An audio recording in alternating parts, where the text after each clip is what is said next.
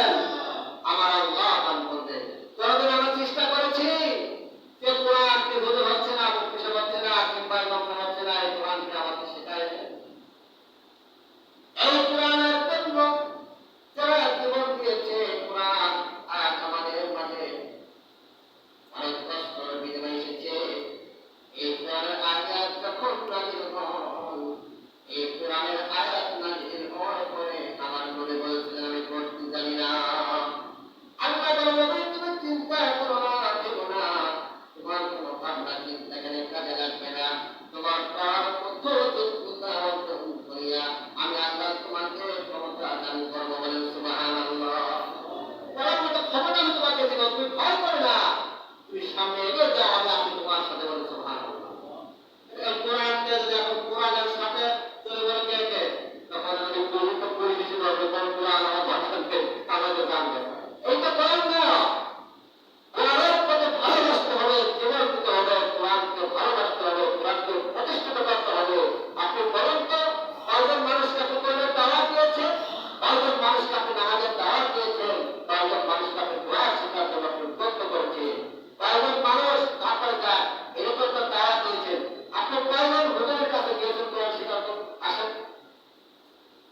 আপনি এমন যদি মনে হয় সূরাটা তাশাহুদ করে, তাহলে দেখা যাচ্ছে অধিকাংশ মানুষ কখনো আত্তাহিয়াতু তারা পড়বেন ভুল।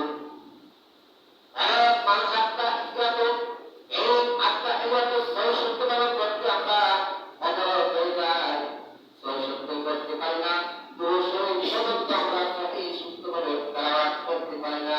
এবং যতগুলো সূরা আছে অন্তত আপনারা সহিভাবে নামাজ পড়তে হলে 4টি সূরা লাগবে। কয়টি সূরা লাগবে? 4টি সূরা লাগবে। সূরা ফাতিহাতে 5টা, সূরা ফাতিহা ছাড়া কিন্তু কোনো নামাজ হয় না। আর 4টি সূরা যদি আপনি তেলাওয়াত সহিষ্ণুভাবে করতে জানতে পারেন, তাহলে আল্লাহ নবী সাল্লাল্লাহু আলাইহি ওয়াসাল্লাম বলেন, ওই তেলাওয়াতটা যদি সহিহ শুদ্ধ হয়, আমি আল্লাহ পাক রব্বুল আলামিন ওই তেলাওয়াতটা কবুল করে নেব।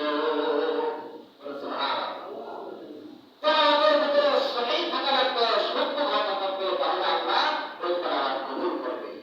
এজন্য আপনি আমি দুনিয়ার জন্য পাগল হয়ে গেছি। এই দুনিয়ার অর্থ আমাদের বিরাজ করেছে, এমন একটি কিতাব আল্লাহ আমাদের মাঝে প্রেরণ করেছেন। যালিকাল কিতাবু লা রাইবা ফীহি হুদাল লিল মুত্তাকিন। এমন একটি কিতাব যার ভিতরে তোমরা তুমি দেখো, নিজের ঘরে কোরআন খুলে খুলে তাফসীর পড়েছে, তারা এই কোরআন পড়ে তারা মুসলমান হয়ে গেছে। বলেন সুবহানাল্লাহ। এই কোরআনের ভিতরে কোনো ভুল নাই, এবং এই কোরআনকে আল্লাহ পাক রব্বুল আলামিন মুত্তাকিনদের জন্য আল্লাহ হৃদয়ের জন্য কি বলছেন? আমিন বলছে। বলে সুবহানাল্লাহ। এই বন্ধুরা, আলোচনা আসলে